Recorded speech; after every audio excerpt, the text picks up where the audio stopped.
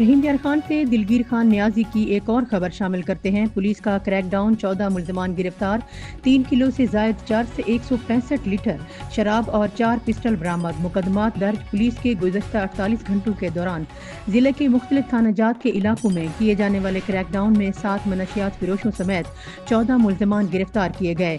थाना इकबालाबाद पुलिस ने मुल्ज़िम शाकिरुल्लाह को 1400 ग्राम चर्स, सदर सादिकाबाद पुलिस ने मुल्ज़िम आसिम को 20 लीटर शराब और सदर खानपुर पुलिस ने मुल्ज़िम फयाज को 1150 ग्राम चर्स और मुल्ज़िम सिकंदर को पिस्टल 30 बोर समेत सेहना पुलिस ने उवैस को 18 लीटर शराब और ताहिर पुलिस ने मुल्ज़िम सदीक को चालू भट्टी और 28 लीटर शराब के साथ गिरफ्तार किया।